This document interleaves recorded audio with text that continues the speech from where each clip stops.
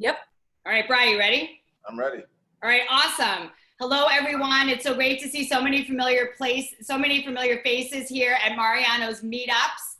We're really excited tonight to have our tastemaker, Brian Jupiter, show us how to make, and I did ask for this, show us how to make the perfect grilled cheese because like Deb and a few other people, I always mess it up. You can ask my mom, she's on the call. I think of the 20 times I've made it, only once it came out good.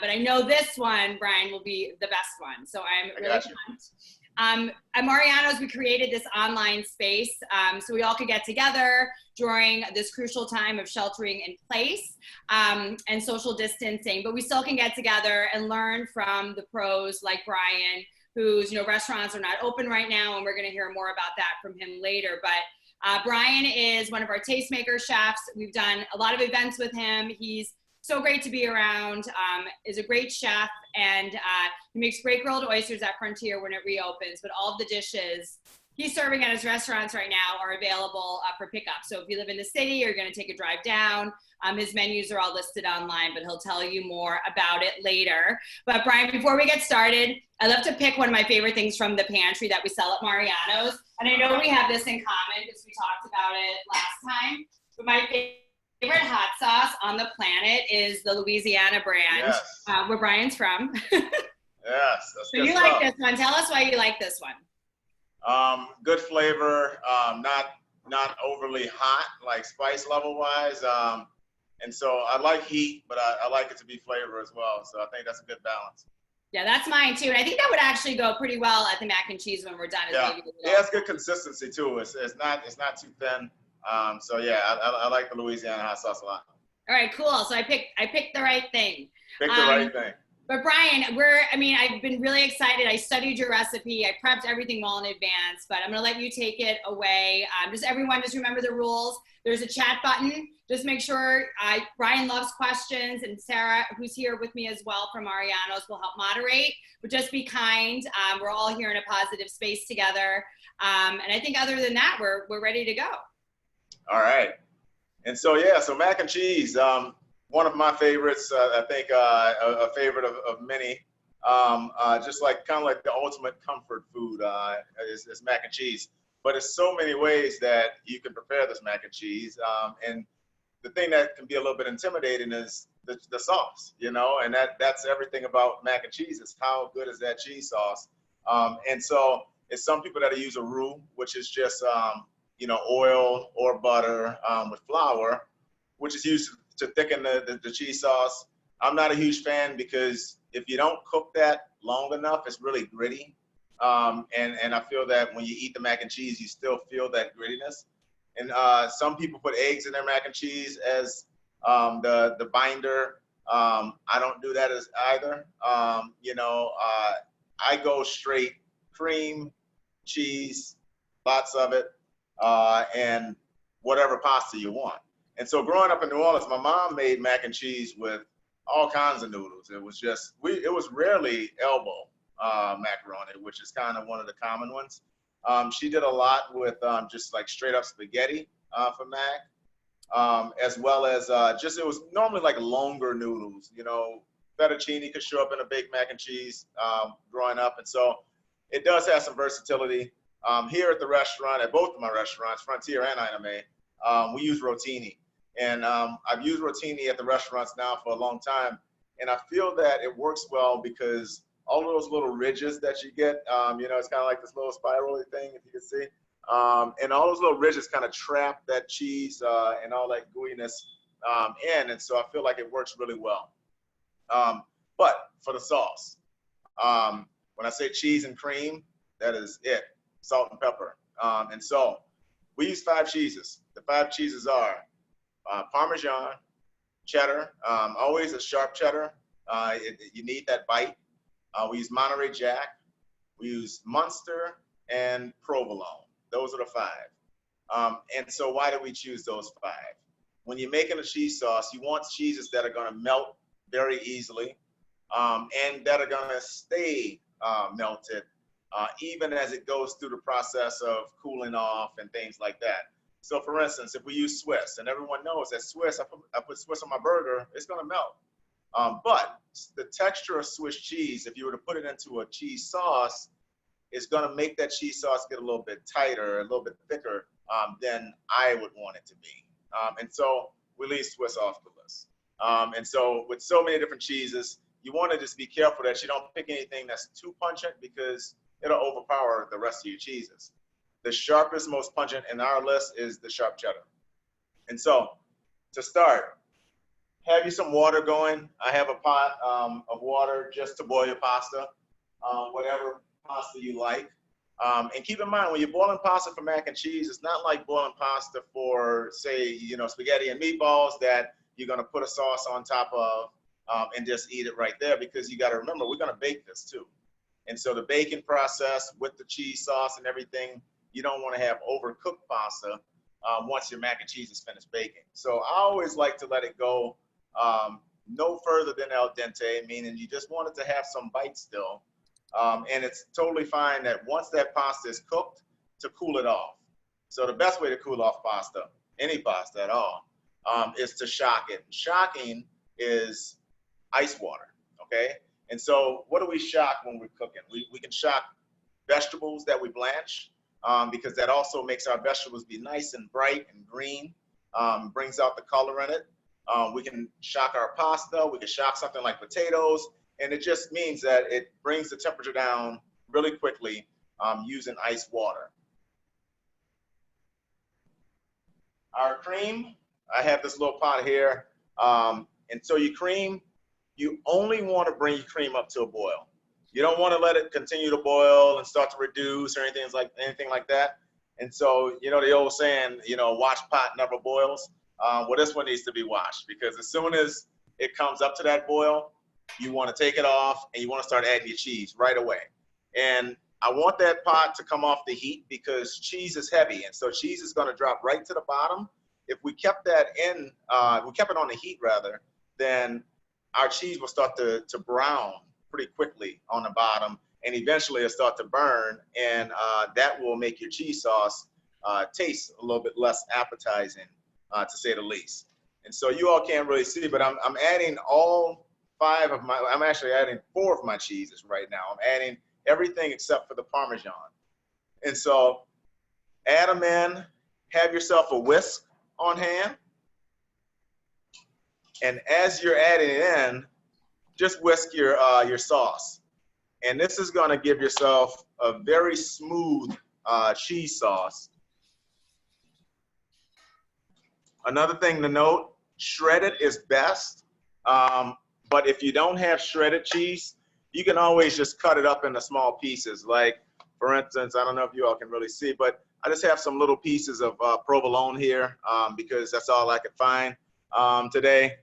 So it's gonna take it a touch longer to melt than the shredded, but it'll get there. A shortcut. When you say boiling, does it really have to roll to a boil? Yeah, bring it to a roll. Okay. And then take it off. Another thing to keep in mind when we're making our cheese sauce is that you don't want it to thicken too much to where it won't coat your pasta the right way. You really want it to be able to coat that pasta. And I'll show you all, I'm still stirring right now, but I'll show you all, it'll start to coat a spoon. And meaning you stick a spoon in that bad boy and it'll stick to the spoon to where you can kind of lick it off almost like a batter of sort, but just not as thick as that. So Brian, what do you have in the pot? You have the cream? Right now I have the cream and I have 4 cheeses, everything minus the Parmesan. Got it, okay. And some of it we have to reserve for the top. Tell me that again. The cheddar and the Monterey Jack. Yes, you do want to keep some cheddar and Mont Jack for the top.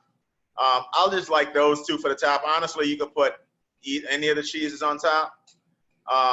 But I like the cheddar because it's going to give you that really nice golden brown. And Monterey Jack is one of the best melters of our list of cheese. So that one always gets some top action. All right, so I'm going to show you all. You'll see the sauce. Everything's melted in my pot now, and it's very smooth. It's no lumps at all. It's no grittiness at all. Another thing to keep in mind with our cheese sauce here is that it does have a pretty good shelf life. And so when you get into around holiday times, if you want to, make a larger pan of mac and cheese, then you can make this sauce, a few days in advance, prior to Thanksgiving. So it's something that Thanksgiving Day, you mix your pasta, pop it in the oven, done deal. No real hard work. I think it's working.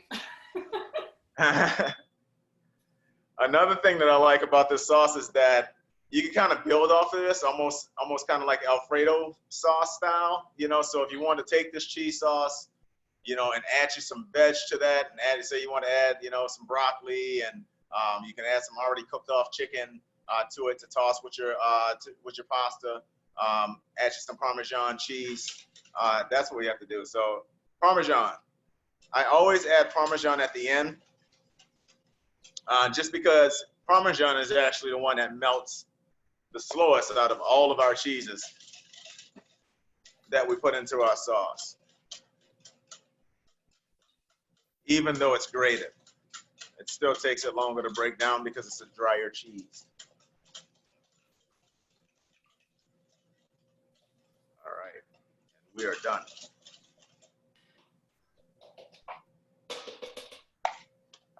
How you doing, Amanda?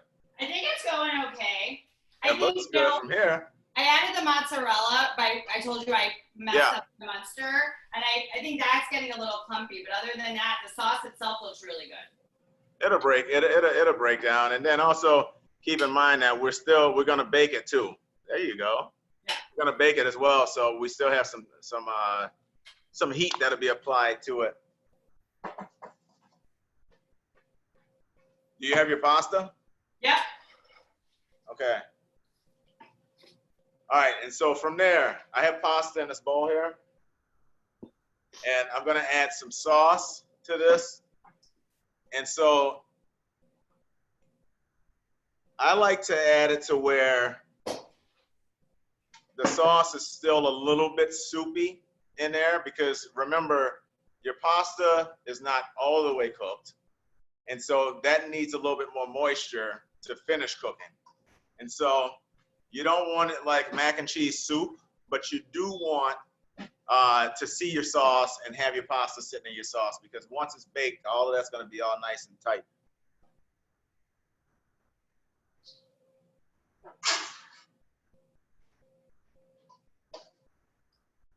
Salt and pepper and mac and cheese, to me, you just have to be careful with the salt, because Parmesan and just all these cheeses in general have sodium content. And so I always like to add salt to the actual mixed up pasta and cheese, because you can taste it and see if it's enough, if it's seasoned enough for your liking.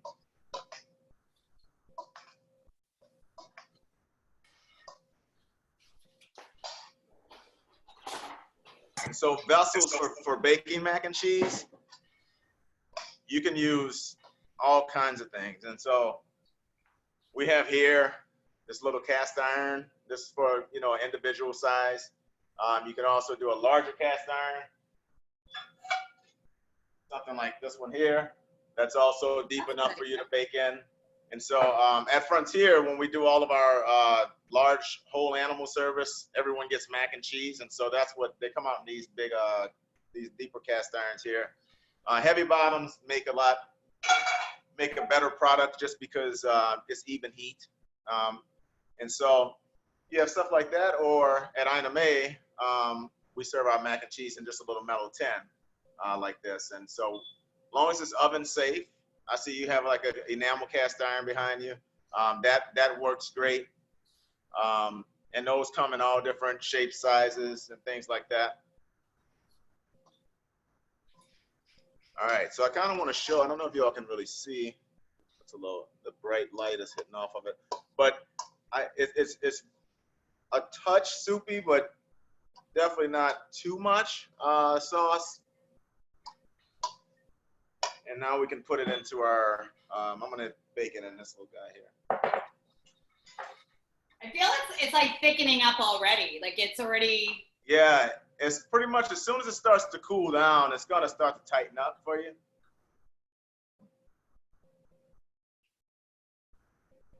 So Brian, I need more, right? This just looks really coated. I need to have more. Yeah, you know what I think it is just that your sauce is just a little bit thicker. Okay. Yeah, there you go. I have a lot more sauce in here. Oh yeah, go for it.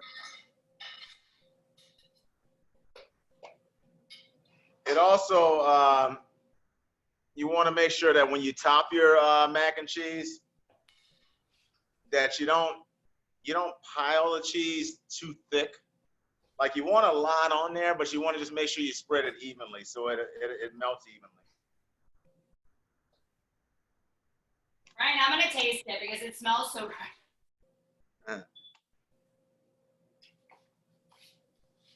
You guys, this is really, really creamy, cheesy, and delicious. And we're not even done with it yet. And very easy, right?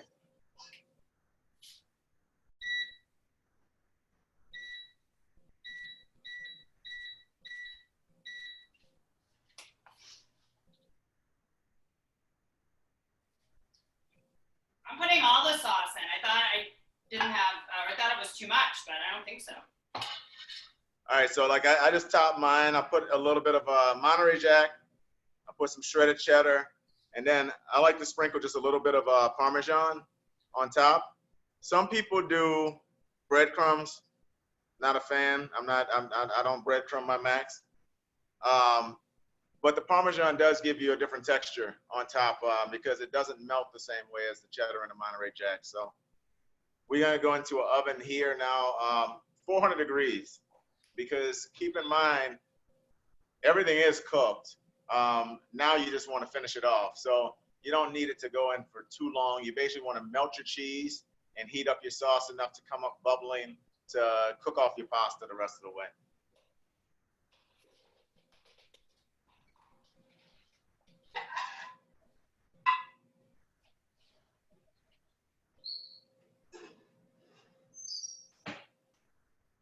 Baking time depends on how thick your pan is, and so obviously a thinner, a more shallower pan of mac and cheese is going to heat up faster than a deeper pan.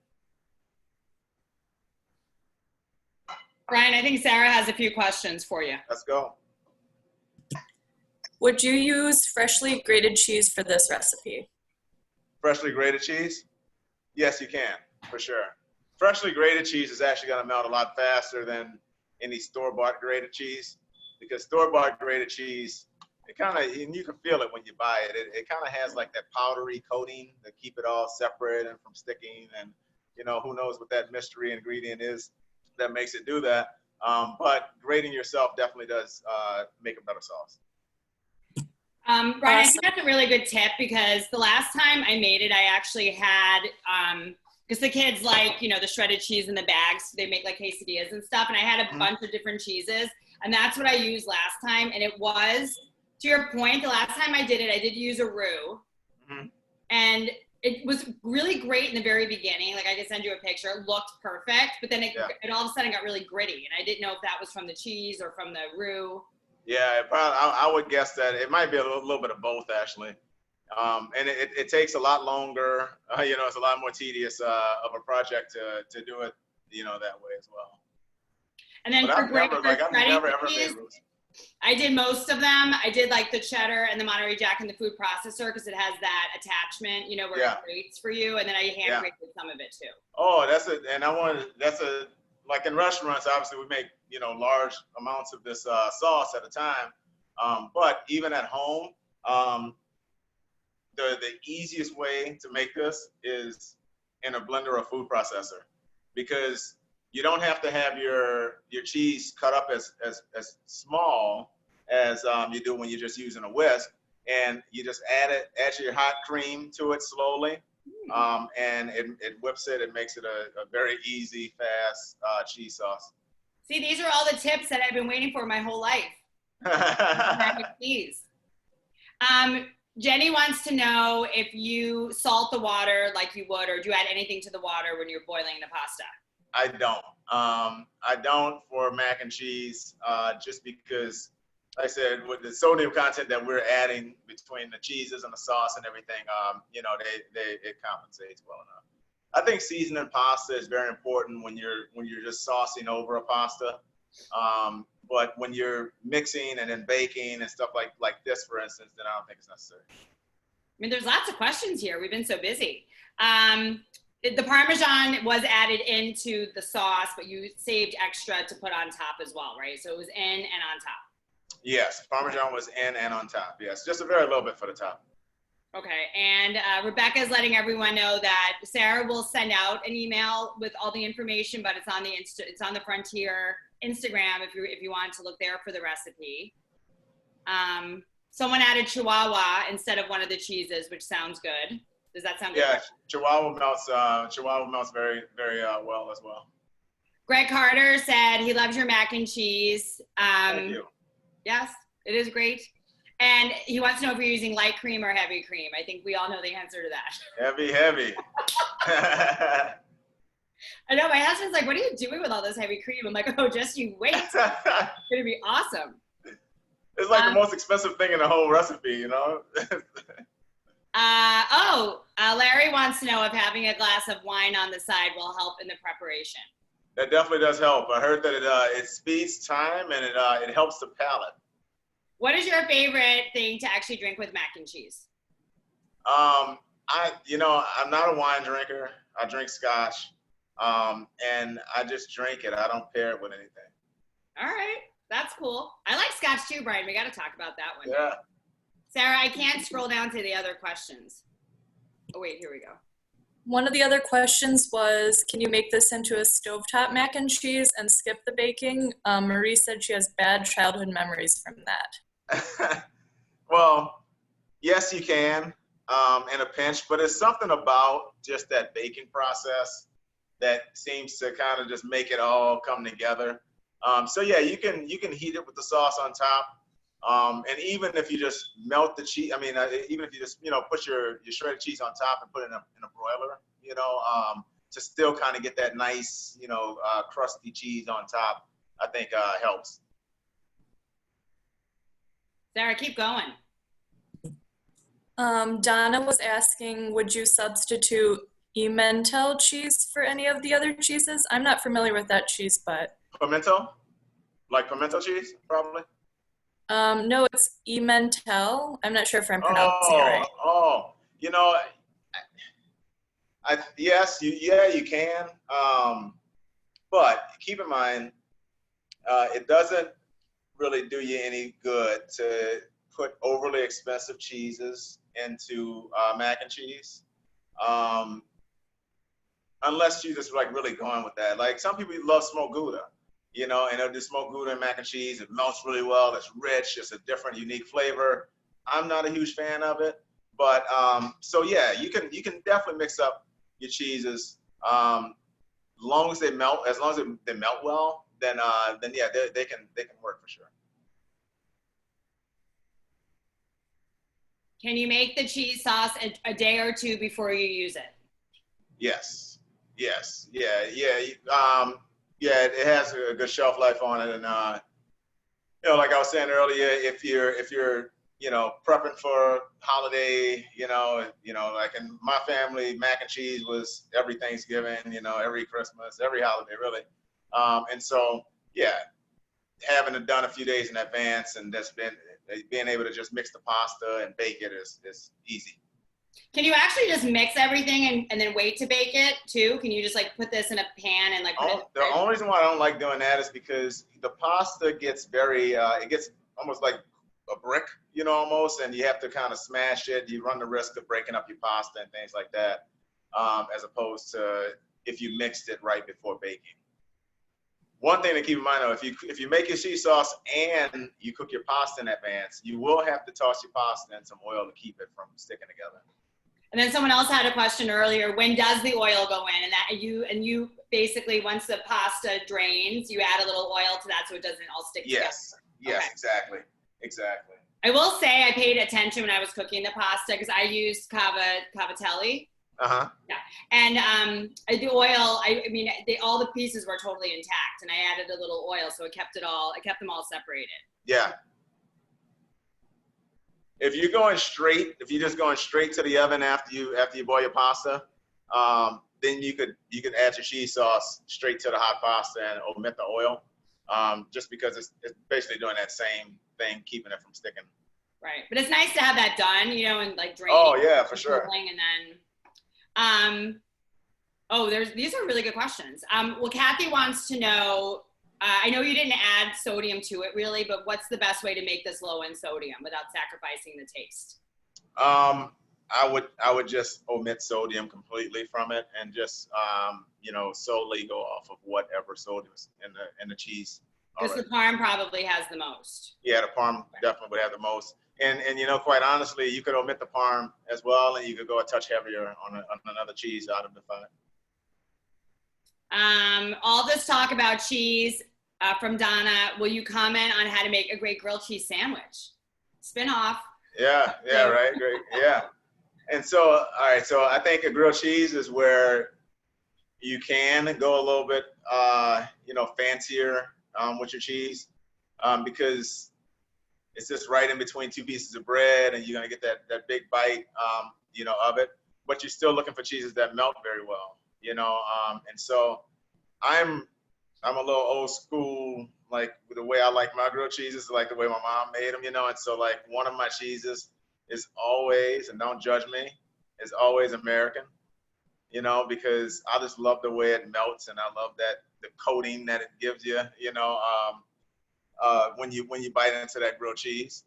But things like Breeze, work really nice in grilled cheese as well, because they're just so like nice and buttery, and they melt really well. So yeah, I think you can level up your grilled cheese, pretty easily. And if there's a cheese that you taste at Mariano's that you like, and you're talking to the cheesemonger, with your mask on, obviously, but you're talking to the cheesemonger, and they tell you like this cheese melts great on a burger, and that's gonna work on a grilled cheese, And so don't go too thick with cheese in your grilled cheese, because you're gonna end up with cheese that's not fully melted in the middle. Right. One little trick: if you start cooking your grilled cheese open face in your pan like this, your cheese starts to melt faster and evenly, and then you can smash them and go like that. And so it's a little trick. Do you put butter on the outside of the bread, or do you use mayo? Lots of butter. I love mayo, but I've never, not that I had it and I disliked it. I just never used it for grilled cheese. Right. I tried it we did a project for work, and we tried it. It actually tasted really good. I hadn't used it either, but I agree with butter. Everyone's throwing out Velveeta for grilled cheese sandwiches. How do you feel about that, Brian? I'm gonna upset some people here, right? I do not like Velveeta cheese. Like, just never have. It just doesn't do it. Give me my fake American all day long, but I'm not a fan of the Velveeta. So I will never, it's not going to be in any of mine. There's lots of questions. Land O'Lakes American from Shy Angie. Deb puts horseradish on the inside of her bread. That's what's up. Yeah, I can see that's tasty. Butter casse. Is that how you say it? Butter casse cheese? I like that. Oh yeah. Yeah, I'm not very familiar, but it does melt really, really well. And so, yeah, I can see that working all day long.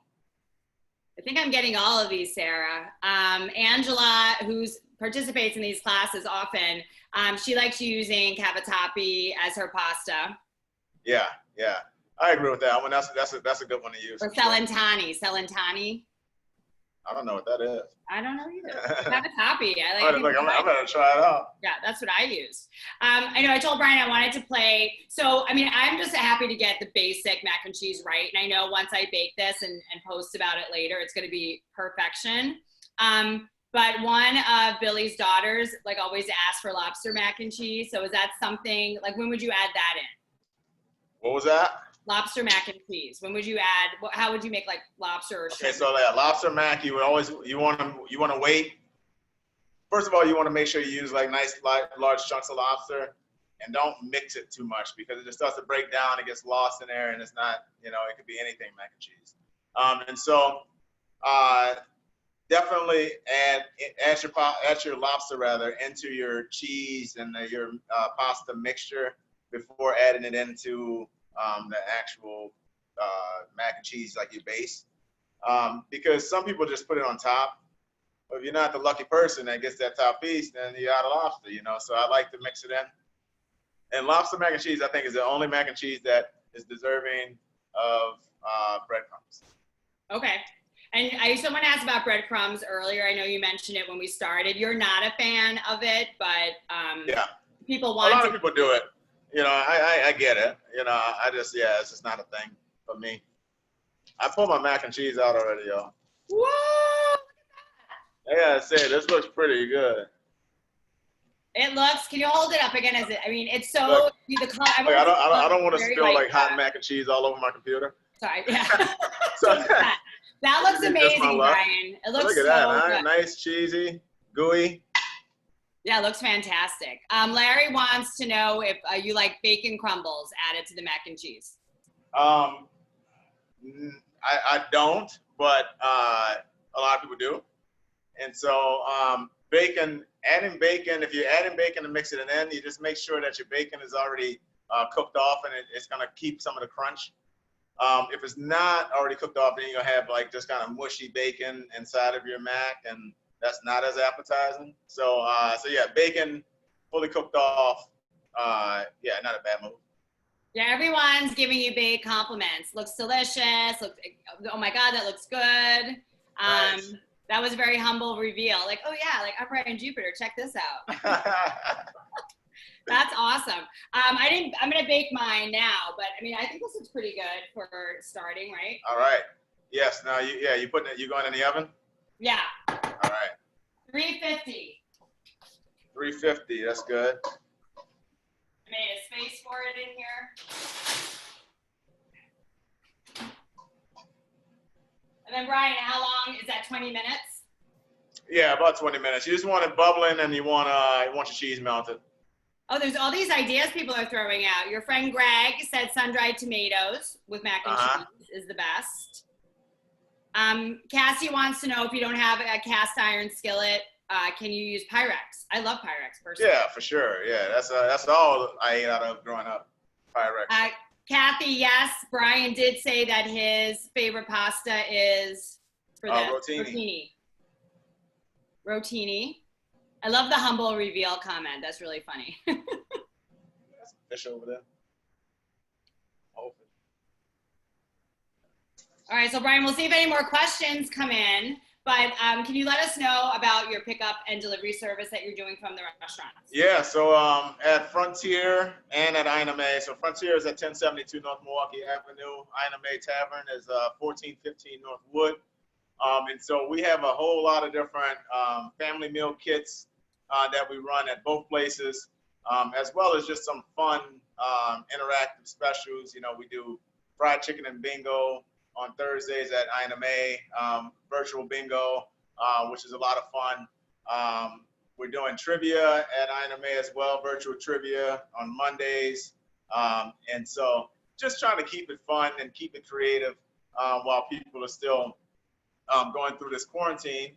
And it's also, we found that it's kept us kind of sane as well, just coming up with different ideas and trying to keep our creative juices going during this time. So we're always posting on social media. So at Ina May Tavern, follow us there. We'll have all the latest up-to-date things, as well as the Frontier Chicago. This Frontier Chicago. So we're doing some ribs. We did like virtual rock and roll and ribs. And so I've been doing some virtual cooking classes as well. I have another one coming up on Friday. Friday I have one, and then next week I have another. Next Wednesday we're partnering with the Blackhawks, and so I saw that. Blackhawks That's so in cool. Kettle One, and so I'm sending some food over to Brent Seabrook, and he's going to be eating. We're going to talk quarantine and talk food, and so that'll be a lot of fun as well. So follow us, and you know, we'll keep you entertained during this quarantine time.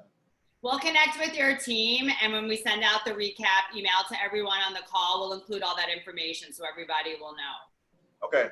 And then Brian, also you've been feeding a lot of people during this time too, which is amazing. Oh, thank you. Thank you. Wait, what was that? Say that again? You've been feeding a lot of people, right? You're doing meals. Yes, yeah.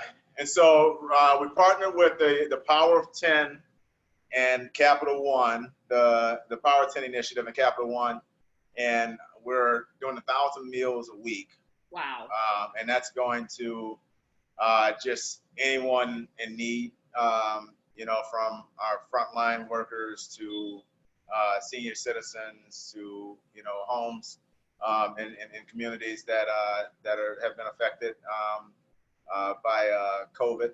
And so, yeah, I mean, and it's good food. You know, I feel that, you know, you feed the soul, and it helps with happiness overall. And so it's been a good move so far for us. All right, cool. I know Sarah and I will want to learn more about that with you. Yeah. All right, there's a few more questions. Deb wants to know if you deliver to the suburbs, but I think you'll have to drive down to pick up. Well, it depends on what the order is. A lot of our packages, especially for Memorial Day, we have a lot of things going on, but we do have delivery. You know, we've gone out to the burbs and things like that as well. So just check with us. You can email Jen at Pioneer Tavern Group off of our website. And she can give you, you know, the particulars on you know, how far and those types of things. But yeah, we'll try to get it to you for sure.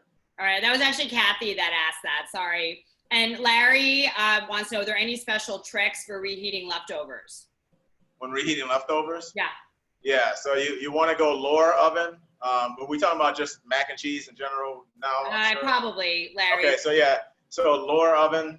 So when I reheat mac and cheese, I'm looking at more of like a 250, so that it doesn't break your sauce. It is going to be a little bit oilier than it would normally, like fresh out the oven the first time. But yeah, just a little lower, slower. Can you use the cheese sauce for nachos? Sure. Yeah. I think that for nachos, you might want to go a little bit cheesier in that cheese sauce. But absolutely you can. All right, cool.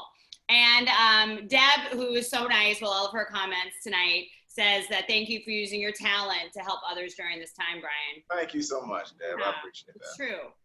Everyone's really happy you were doing this. And Brianne Mooney, who we saw in the beginning, we should actually try to, maybe Sarah, let's help find some people. Her 11-year-old son is learning how to cook, so this is awesome. Oh, that's awesome. When I was 11, I was cooking, so. Yeah, what's up? Yeah, keep on cooking, man. Like I was cooking at a very young age, and so now's the time. Your families experiment, make them eat all of your different ideas, you know. Thank you, Chef. No problem at all. Thank you all. You guys having a good time? Yes, this is excellent. Awesome. I love it. We'll definitely do it again. All right, Nice. well, we're here. And Brian, you have to sign up for Brian's classes. You just look up his website. We'll send it out, but he has a lot of classes. Perfect. Yeah. Yeah. All right. Do you have a favorite dessert, Brian, to pair with mac and cheese? Favorite dessert? More mac and cheese? Oh, that's a good one. I don't know. I don't know. I don't eat too many sweets. But I'm a cookie person. So I like cookies of all different shapes, sizes, and flavors. All right, cool. Good to know. Oh, I want to know. Oh, yeah, Larry beat me to it. Scotch. He said that scotch is a good dessert. Oh, wait, here's Greg, Yeah. I think. Is that? Oh, no, wait, who is that? Oh, it's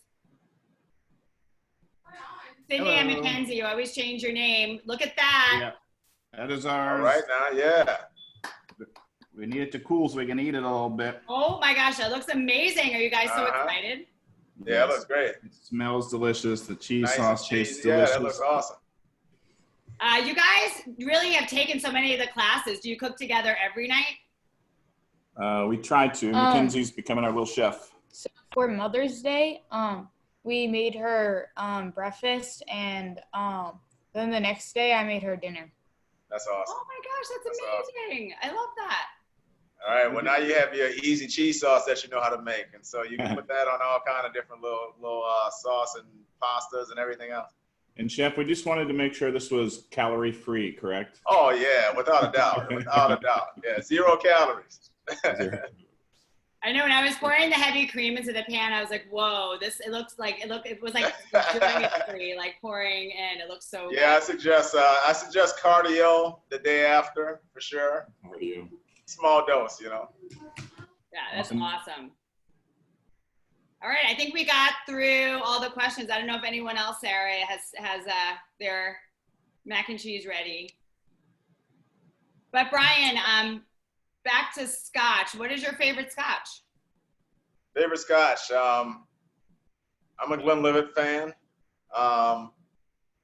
but I do. It's a Scotch that I enjoy. It's Abelard, Okay. and you know they have their ranks and everything, but it's one that they have that's a cash strength. It's called a Bunda, and it's unbelievable. It knocks you back, but you know, it's flavorful. Yeah, I'm starting to learn more about Scotch, and I do like it. So Yeah. I'm looking at City of Mckenzie's mac and cheese going in the bowl. Brian, do you see it? How gooey and yummy it looks? Oh, that does look awesome. I know, they did such a good job. This is awesome. All Oh, right, that's well, Brian, we'll let you get back to everything you have to do. Everyone's All right. really writing nice things. Thank you. Thank you all. We really had a great time. We always love seeing you, even under the virtual circumstances. So thank I you for appreciate it. being here for us. We appreciate it. All right. Well, thank you All all right, very much. Sarah will send out all the info on everything we talked about tonight. And All right. we have more cheese tomorrow. Oh, wait, let me give you a preview. Brian will love this. We're having a cheese board making class tomorrow. And we're going to cut these babies open and show people how to slice. Oh, that's good stuff. Yeah, I know. We're excited. It's going to be awesome. So we have 4 cheeses we're going to talk about and how to kind of arrange everything. So it's like 2 days of cheese, which, I mean, that sounds like heaven. And then we have more classes coming up. Sarah will send that link too. But Brian, we're grateful to you. Thank you so much for tonight. All right. Thank you. All right. Bye, y'all. Everyone have a safe night. Stay safe. Thanks for being here. All right. Y'all have a good one. Bye.